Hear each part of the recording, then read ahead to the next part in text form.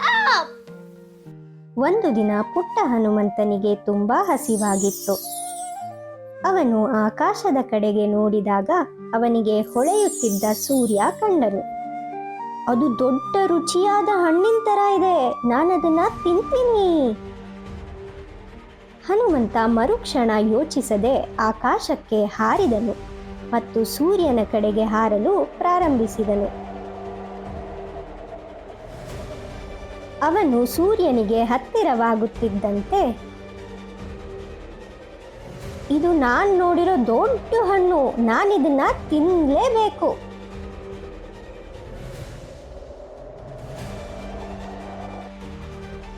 ಸ್ವರ್ಗದಲ್ಲಿ ದೇವತೆಗಳ ರಾಜನಾದ ಇಂದ್ರನು ಹನುಮಂತನು ಸೂರ್ಯನ ಕಡೆಗೆ ಹಾರುತ್ತಿರುವುದನ್ನು ಗಮನಿಸಿದನು.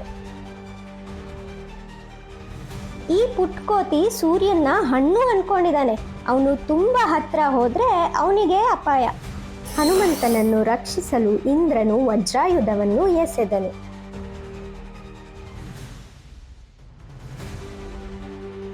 ಅದು ಹನುಮಂತನ ದವಡೆಗೆ ಬಡಿದು ಅವನು ನೆಲಕ್ಕೆ ಬಿದ್ದನು.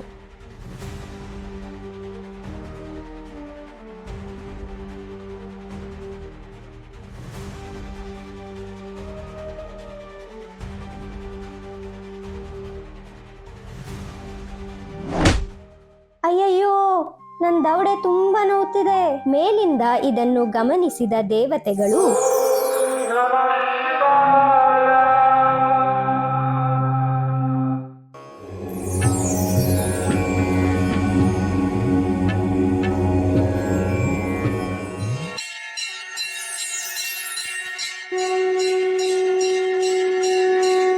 ಬೇಗನೆ ಕೆಳಗಿಳಿದು ಅವನನ್ನು ಗುಣಪಡಿಸಿದರು.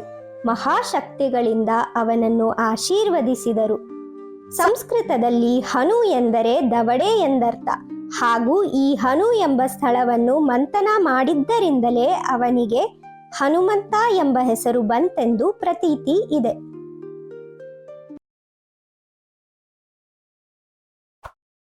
Hit like, share and subscribe.